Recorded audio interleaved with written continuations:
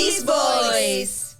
¡Hola, sisters! Sí, que se vea que nos echamos ahorita la donita, el panecito. Póngale enjundia a esto.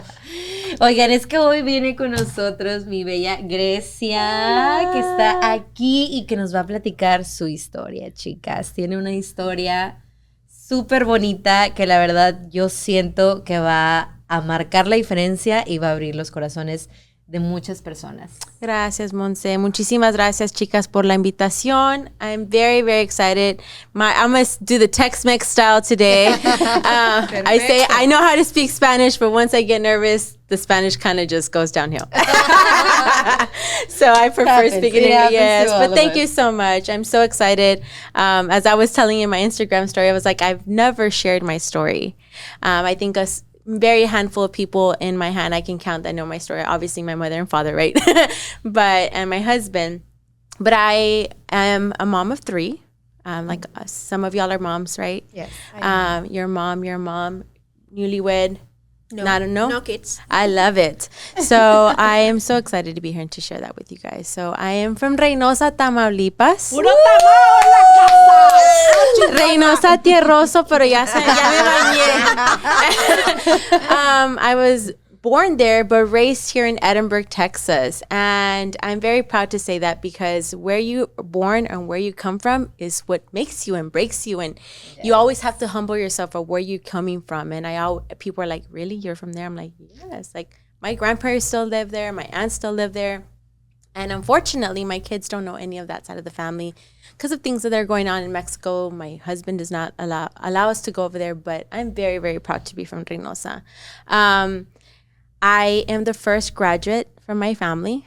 I am the second generation to graduate high school, but the first generation to graduate from the university. So back in 2009, thank you, I graduated from UTPA, now known as UTRGV, with a bachelor's in business administration and marketing. So I'm very proud of that because little did I know that I was going to be able to do that because my brother went into the military. I have an older brother that went into the military. And I think I shared this with Monse not that long ago. I have a 6th grader. I have a 12-year-old, and I have a 10-year-old, and then I have a 7-year-old little girl. And out of all years, this year was like the most nerve-wracking as a mom to set my 6th grader to go to school. And I was like, why am I so nervous? Like my kids go to, every year is a new year. And I remember it was like maybe 2 nights before school was going to start. And I just had that anxiety, that mom anxiety where you can't go to sleep. Yes. And you're like tossing and turning. You get up, you go water, you go pee, you do whatever you need to do, but you still can't go to sleep and you're tired. And I said, what's going on? So I don't know why. I haven't written since probably I graduated. I have not written a piece of paper. And I wrote a 10-letter paper. Like a 10-page paper. Amiga, traías algo ahí atorado. Yes. Y eso con salió. Because I was like, I need to get these feelings out. And I've heard, how people tell you when you have something stuck or emotionally, you're like not there, just write it. And I'm like, you know what? Out of all times, I'm going to do it. And I did it. And as I was writing my story. And I was writing the story of why I'm so anxious for my son to 6th grade. How old are your kids? My kid is 16. 16? 6 years and 5 years. And 5. So you've already gone through this. And tell me if you can relate. So I was writing the story and I was telling myself, like, I'm nervous because when I was in 6th grade and I was going to high school, I was just going because mom and dad made us go to school. But I saw all of my peers knowing what, already at 6th grade, 7th grade, knowing what school they were going to go to, what high school they were going to belong to because they wanted to graduate from there. And then they were going to go to a certain university because they were going to follow in mom and dad's footsteps. I didn't have any of that. So I continued writing and I was saying, I'm nervous because I don't want to make the same mistake with my son. He is starting a time in his life that every step in his childhood is going to embark him. Like it's going to affect him. It's going to go in his school resume and things like that. So I need him to understand that he needs to start making decisions wisely for his future. And so that mom thinking cap was like, okay, I need to make sure. My husband did not graduate from high school, so it's up to me. And I felt that pressure like heavy as a mom. And I'm like, okay, Mijo, I'm not going to make that mistake. So the letter stated like I followed in somebody's footsteps the entire time from 6th grade until 2009 when I graduated from UTPA. I did not know what I was doing. I was just mimicking somebody else because I knew I had to go to high school. I knew I had to go to college. I knew I had to do that because it was what we're supposed to be doing. O sea, sientes que te pasó de noche, sientes que como que en qué momento me gradué, en qué momento terminé high school, pasé a esto y ahora estoy haciendo esto y no quiero que a mi hijo le pase lo mismo. Y la cosa es que I noticed it because I was like, I've been lost even as an adult, still trying to mimic somebody else. And living somebody, okay, I want to be like this person because she's successful. I want to be like this person because look at what she's doing. She's making a lot of money. Because I didn't have that foundation since 6th grade of what I wanted to do. Like, I didn't set it in stone. You know how they say, write your goals, do a poster and all that stuff. Yes and no. I think there's a lot of pressure. Creo que hay mucha presión de la cultura de siempre qué vas a hacer. Pero no necesariamente tienes que tener grabado qué es lo que vas a hacer, porque no a todos nos llega a los mismos tiempos. Y siento que a veces las personas llegan a 22, 23, 24, 25 y todavía no saben qué van a hacer. Y eso les causa ansiedad, depresión. Entonces, yo creo que es aceptable. Vera Wang empezó a diseñar su 42 años. Wow. Entonces, no a todos nos llega ese epiphany, This is what I want to do. A los 20, a los 15, mucho menos a los 12. Claro que si tienes la bendición de saber qué quieres hacer, hay gente que nace con un don y lo hacen desde que son pequeños y qué chido, ¿verdad? Pero siento que hay que no ser tan duros con nosotros mismos. No exigirnos tanto en ese aspecto y también a los niños, porque tú se lo transmites también a los niños. And I think that's where I was like, okay, I just want to make sure I guided him and him not feeling lost like I felt. Yes. And still was feeling as an adult. Now, thankfully, 13, in my career that I've been in 13 years in the health industry, I own a home health agency. I worked for somebody for 13 years, and this past October, I bought into a home health, and now I own my own. So yay to me, right? After, doing business and growing somebody else's business and making millions for some other people, I finally had the opportunity to partner up with somebody that believed in me. So definitely wanting to set that example for my children that, no matter how lost and or how you think that you don't belong, there's a reason why God does things in a way. Like, I learned the hard way, and I'm thankful for that hard way. But I'm also thankful because I'm able to see those signs for my children that I don't want them to make the same mistakes or go through the same struggles that I did. So I owned a home health agency here in Mission, Texas. We service all 4 counties, and little did I know that I was going to be doing that. I wanted to be a doctor. Then I wanted to be a pediatrician. Then I wanted to be a teacher. And then I wanted, all the above. But I knew I didn't want to go to school for that long because I was not book smart. And I always tell people that I'm not book smart. I'm street smart. I know how to handle people. I know how to deal with people. I know how to be with people. And I'm a people's person. So was I going to be entrada en los libros? No. That was not going to be Y Grecia, I know that you are like an advocate, right, for foster houses, everything. So part of my in life that I wanted to do is always be part of my community. I think it's something so important. And as a migrant or a person from Mexico, I didn't have as many opportunities. So as a child, I grew up in housing. I grew up, living in a house that was very loved, but in housing. And I've always wanted to give back because housing gave me and my parents an opportunity to have a good home, a stable home for myself and my siblings. So I'm part of the Comfort House of McAllen. I'm also part of Junior League of McAllen, which gives back to like Mujeres Unidas, the Children Advocacy Home. We do work with housing authorities and things like that. So I wanted to make sure that people like myself were still being able to have those resources. And those resources are only able to function with people still giving back to them, whether it be donating, volunteering, anything possible is the only way that they run. If there's no volunteers and there's no funds coming in, people are not going to have these services available. And like I said, I lived off of that, or my family and I lived off of that. So I'm very grateful for those opportunities for my family. Y para ti y para tu hermano, o sea, ¿qué ha sido como que lo más difícil de decir? Yo estuve viviendo en housing porque venían de familias inmigrantes. ¿Qué ha sido el obstáculo más grande que han tenido que enfrentar en otro país? En otro país sería, I don't know, we're very blessed to have love. I think there's not a big obstacle that I can see or that I remember, right? For my siblings and I we were just loved. I remember my mom didn't work because she didn't have papers. I did not have papers. I was here illegally. My older brother and I and my mom were here illegally. We were grounded for 10 years. And where we couldn't go, we couldn't come. My younger brother and my dad, my younger brother's a citizen. My dad was a permanent resident. So our limitations were like, we couldn't see family, but we didn't have as many opportunities because we were here illegally. ¿Tú eras consciente de eso cuando eras niña? O sea, ¿entendías? No. ¿Nunca entendía. te diste cuenta de No me de di la cuenta situación? nada de eso because I still lived a happy life.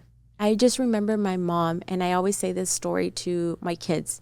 I remember grandma making 1,000 tamales in one Christmas Eve for us to have gifts that next day.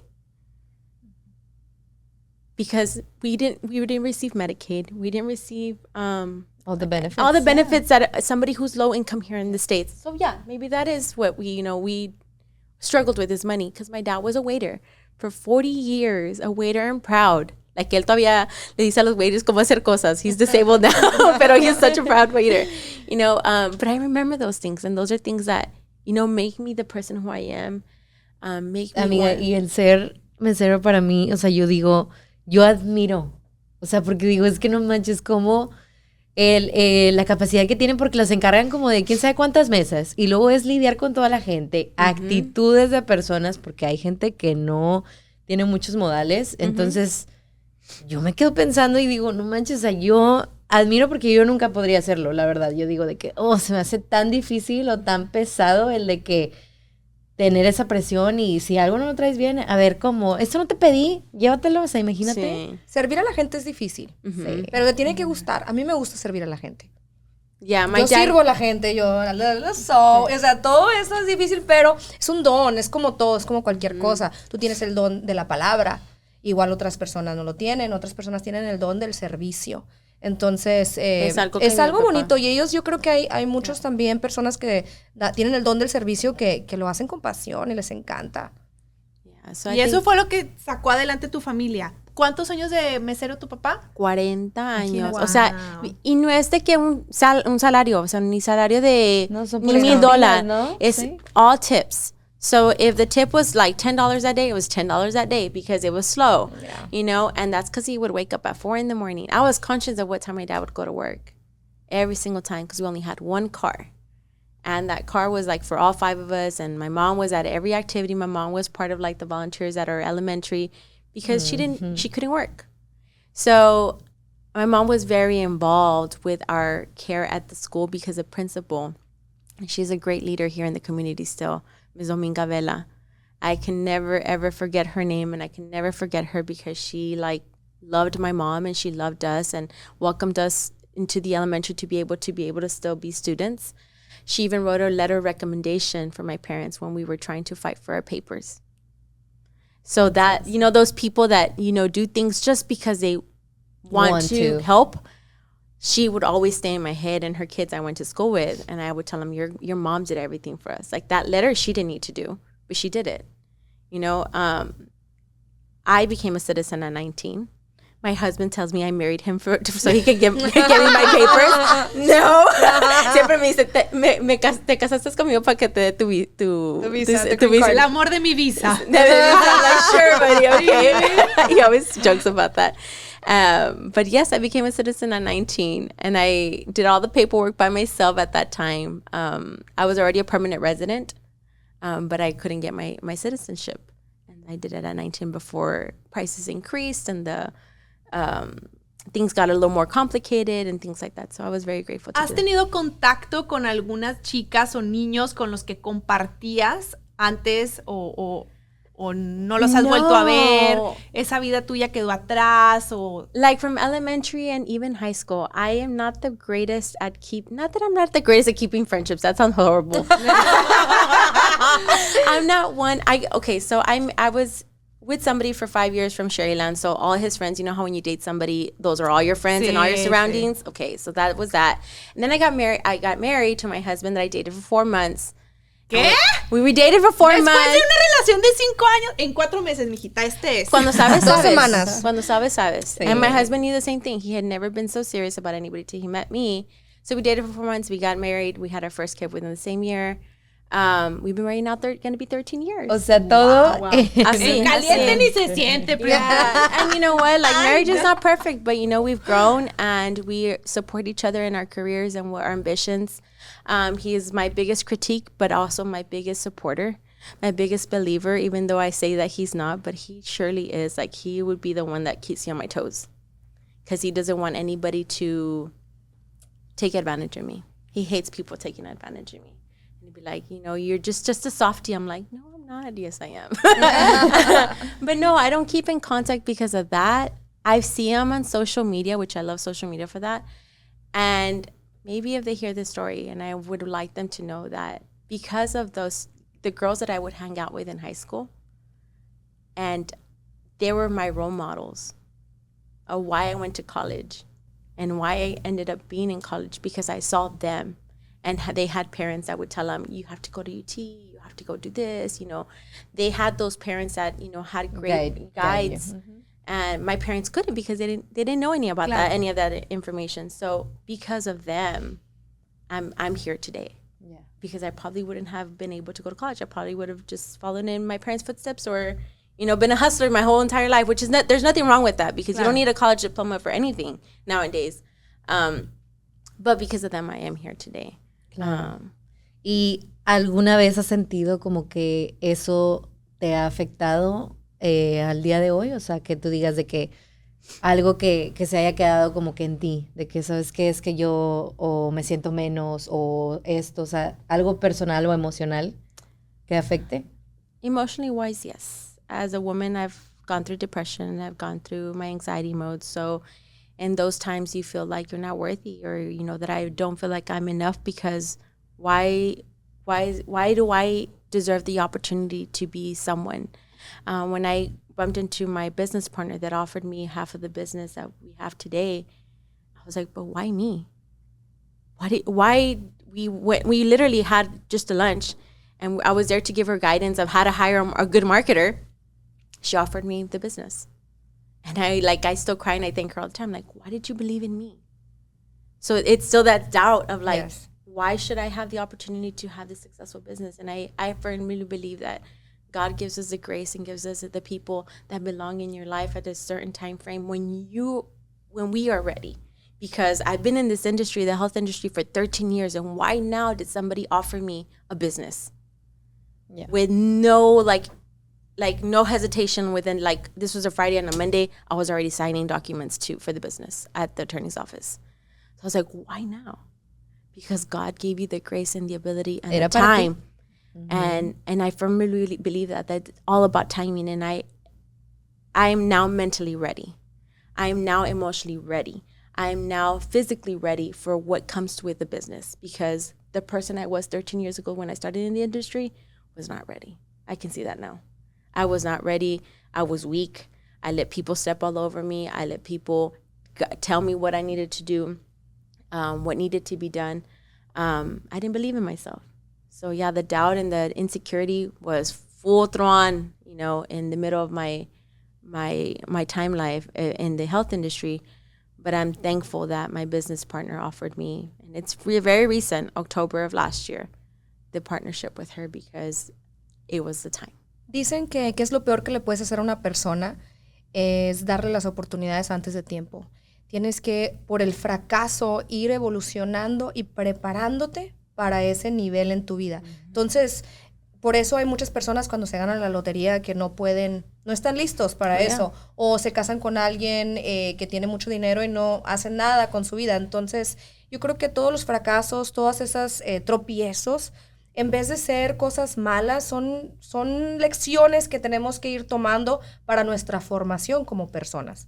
Entonces, yo creo que el tiempo siempre es adecuado y siempre es importante. Cuando te llegan las cosas. Porque a veces reflejas y dices, ¿por qué fracasé en esto? Porque realmente me aboracé, no era el tiempo, o sea, no estaba preparada mentalmente para hacer eso. Correct. Y a veces when we get money or opportunities, we just don't do nothing with it. Like now that I'm the administrator and CEO of our business, people tell me, oh, so you don't go to work anymore, like you don't show up to the office, or you have more time. I was like, no, dude, I still drop off my kids at 7:30, show up at the office by 8:10, maybe the max of traffic, but I'm there every single day because it's my business, and I will cherish it and baby it like as a nothing, just like I, grew somebody else's business. I'm gonna put 110 times more efforts to my business. Obvio. And 2 weeks ago, I was saying this in my story, like, I am the biller, I am the CEO, I am the administrator, I am the janitor. Like, I will clean toilets, I will mop, and like, they're like, but why don't you just have somebody clean? No, they're not going to clean it the way I want it. I'm going to clean it because it's my business. I want it to shine. I want it to smell good. I want it to look good because it's my business. Mm-hmm. So when you take that pride and that, time, when you see it flourish, you're going to be like, man, that was all of my hard work. Exactly. And that's what I want to make my kids see. And my daughter was sharing to her dance friends. She was like, my mom is a boss lady. Aww. You don't know how they were, and I didn't hear her, but one of the dancers was like, man, Genesis is so proud of you. And this is my 7-year-old. To say that, like, my mom's awesome. A boss lady, like, how does she know? Because she sees how much I work.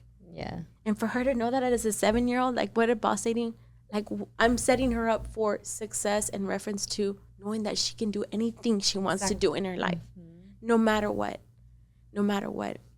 But as I tell them that, I also have to make sure I'm there for them emotionally, physically, mentally. So I'm a mom first, I'm a wife, and God comes first before my business. I did the mistake early on. And that's something that I changed as a business owner, and as I saw my success growing, is that when I changed that mindset and not letting my career take over my family time, it's like if I was working a lot less. Because when I made my business and my career, my priority, I was so stressed out. I was always upset. My kids had no mom. I let a nanny raise my kids. That was the hugest mistake ever. And what does that have to say for me? Pa nada. El dinero seguía igual. So as I now and I always tell people that, like, after 2:30 or 3 o'clock, I pick up my kids. And everybody knows in the health industry that I'm a mom first. And I always put everything that my kids do so everybody knows. I'm a very active mom. Very, very active. Once I can vouch for this because she sees my social media. My kids do competitive dance, training for basketball, football. Yes, like, I love it. And I'm part of PTO. I'm very involved with both schools that my kids go to because I love it. It's part of their growing up, and they'll remember mom. No matter if she was a boss lady, she was also a great mom and a mom that was present. And that is, like, my ideal balance of life. Wow. Pues nos dejaste la vara bien arriba, prima. La verdad, me voy con muchas reflexiones a mi vida en este momento. Pero fue súper, súper lindo conocerte. Sí, gracias. Que nos abras tu corazón muy linda de historia. esta manera. Gracias. Thank you so much. Es una historia de superación, la verdad, el decir, no importa de dónde vengas, dónde es tu origen, mientras tú te lo propongas, lo puedes lograr. Y siento también que el tener esos padres o esos abuelos, como dijiste, esa abuelita que les cocinaba los tamales para que ustedes tuvieran una... O sea, eso es amor, eso es familia, eso es lo que dices tú, los sacrificios que están dispuestos a hacer nuestros padres, nuestros abuelos, por darnos una calidad de vida, ¿no? Entonces, de ahí viene, y por eso es que tú quieres luchar a darle lo mismo a tus hijos. Claro. Y eso es algo muy bueno. Gracias, Gracias por haber estado aquí. Y este fue otro episodio de SISVOICE.